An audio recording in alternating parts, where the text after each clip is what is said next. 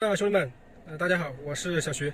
今天接了一台这个凯迪拉克的 CT6，然后这个车呢是一个客户买的二手车，这个车是16年生产的，现在才4年多一点点，然后跑了5万公里不到啊。这个车买的还是相当的便宜，22万就买到了。虽然现在新车凯迪拉克 CT6 最低配啊，裸车价是26万多，但是办完了也要接近30万了，所以说他这个车买的还是比较划算的。跑了4年，相当于省了接近10万块钱嘛。最低配凯迪拉克办完都要30万左右新车，然后这个也不是最低配这个车，所以说它还是捡漏了啊。然后这个车呢，客户要求把这个变速箱油给更换一下，那么我现在出来试一下有没有什么问题。这个变速箱换油之前一定要试你的变速箱有没有问题啊，如果有问题你就不要去更换了，要看有没有什么大问题啊。刚才我跑了一下，我感觉这个变速箱是有一点点小问题的，但是不是特别大的问题。这个变速箱比较顿挫啊，尤其是你就是急加速的时候，跑起来之后，你把油门一松掉，然后它有可能要降档的时候，它就降档的时候顿挫明显，然后你松完油门再想加油的时候，也是比较顿挫啊，就是它相当于离合就是动力衔接的那一段，也是比较顿挫。这个很不好啊，然后等会儿看看换了油之后有没有改善啊，马上开回去给它换油。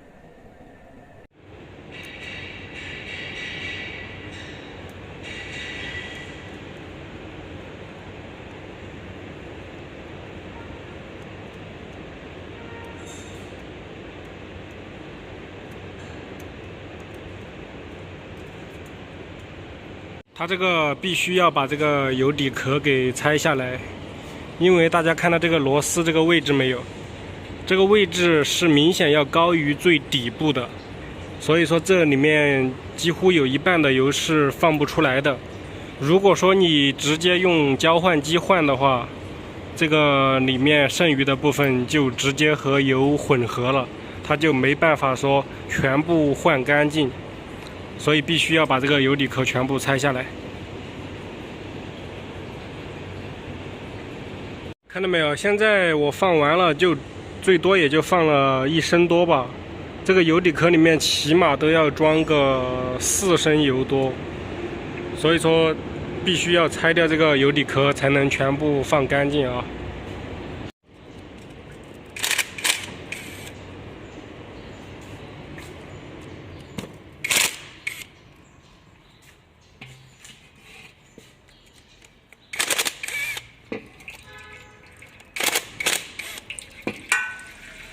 看到没有？我这刚松了一点儿，这个油就全部漏出来了。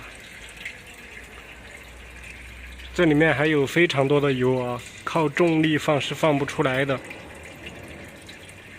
很多人在后台给我说，这个不能乱拆油底壳，其实那才是错误的做法啊！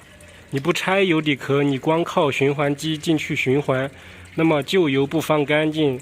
那么它加进去的新油是先到的这个油底壳里面来，那不就和旧油全部混合了吗？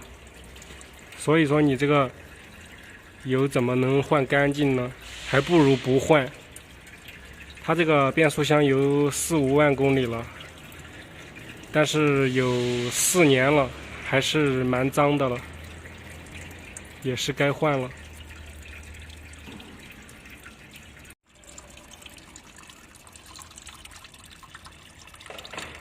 看一下有多脏，这个油。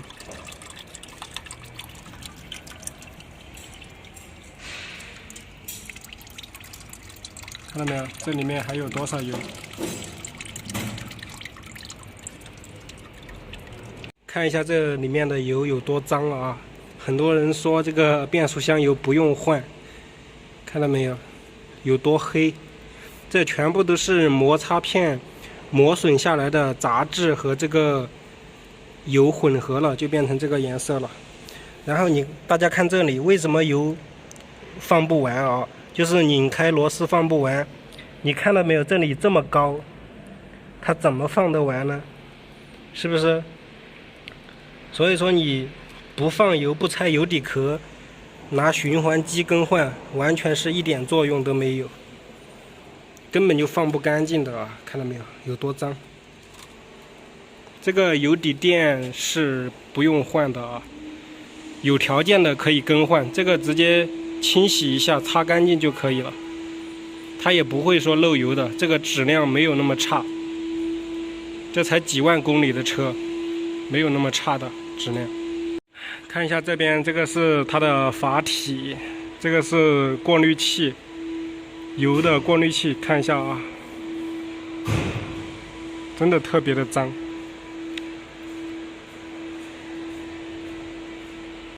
清洗完毕了，这活儿干的没毛病吧？就算是不换这个滤清器，清洗一下也是可以的。洗了总比不洗好，是吧？这看着多舒服。扭力扳手8牛米。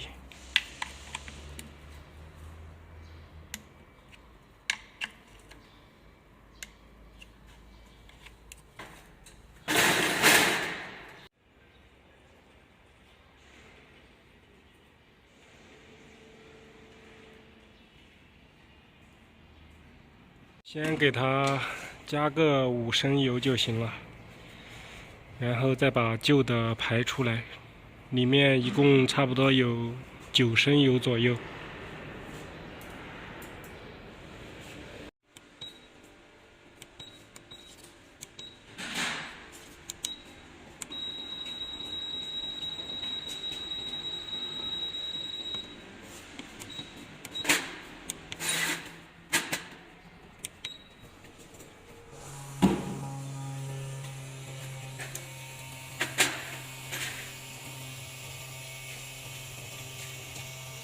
开掉这个散热油管，排掉这个剩余的旧油。然后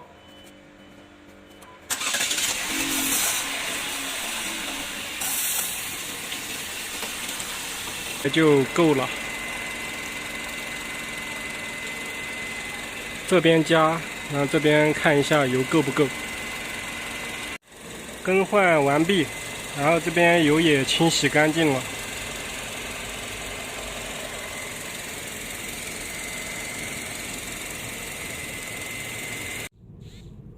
出来试一下车，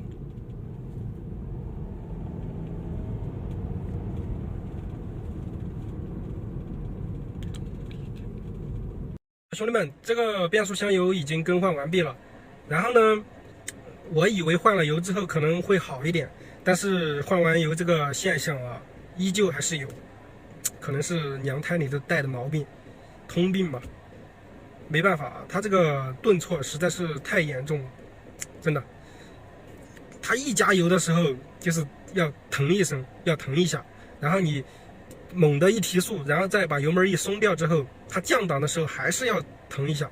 但是你慢慢加的话就没事儿，但是你加快了就有问题了，这个还是不行了，我觉得啊。通用系列的这个变速箱啊和这个发动机匹配做的不是特别的好，赶宝马5系这些车还是有一定的差距。像宝马5系的那个ZF 的变速箱，那个8AT 非常的顺滑，虽然说它发动机数据没有这个凯迪拉克的大，但是它的提速啊各方面的还是比这台 CT6 要好一点点。简单的给大家分享一点这个车的优点和缺点吧。先说优点啊，优点我觉得就是第一个就是这个价钱啊，真的是这么大个车，然后一个 D 级车的水平只卖20多万，这车最低配也就20多万，裸车全部办完新车也要不了30，性价比是超高啊！这车要比沃尔沃 S90啊、奥迪 A4这些车要大得多。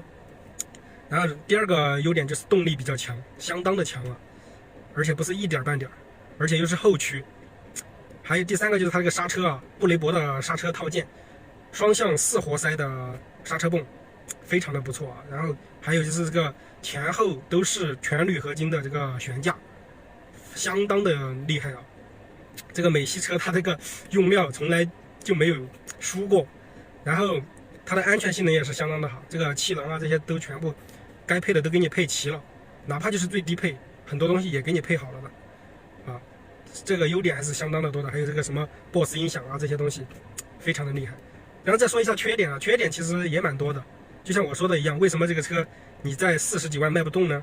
因为这个车你确实啊，你要赶奔驰和宝马，可能还要差点，就是这个行驶质感啊，不是说车要差点，就是这个行驶质感还有这个动力总成匹配这一块，还是要差一点。虽然说这个车用的东西很好，但是呢，我开着感觉还是感觉一般，尤其是它这个刹车啊，你看它这个刹车用料用的那么好，但是呢，我踩下去这个感觉和10几20万的车没什么区别，就是刹车的脚感不好。然后还有就是刚才说的这个变速箱和这个发动机的动力响应不怎么样，但是它这个变速箱呢升档还是比较积极的，它基本上就是起步1档，然后10码的时候就跳2档，20码的时候就跳3档，30码的时候就跳4档，这个还是比较牛的啊。发动机低扭不强的车不敢这么调教的，你这样子调教无非就是为了省油，但是它发动机低扭确实比较强，这台发动机的数据要比同级别的 2.0T 还要高，还是不错的啊。因为这车又是后驱，它的动力响应还是来的比较快，就是这个匹配稍微要差一点点啊，其他的就没有什么问题了啊。这个视频就给大家分享到这里，喜欢小徐视频的麻烦点个关注啊。对车子感兴趣的还是可以私信我啊，就是有什么问题，不管是买车还是修车，虽然小徐技术不是特别的厉害，但是也在这个行业摸爬滚打了这么多年，也多少了解一点东西吧。然后大家尽量有问题的可以私信或者评论啊，但是评论一般太多的话，我就是容易看不到。然后你最好是私信，基本上能看到啊。还有的就是要关注我，你私信我才能看到，你没有关注我，私信我基本上看不到啊。好，那么这期视频就分享到这里，感谢大家的观看，拜拜。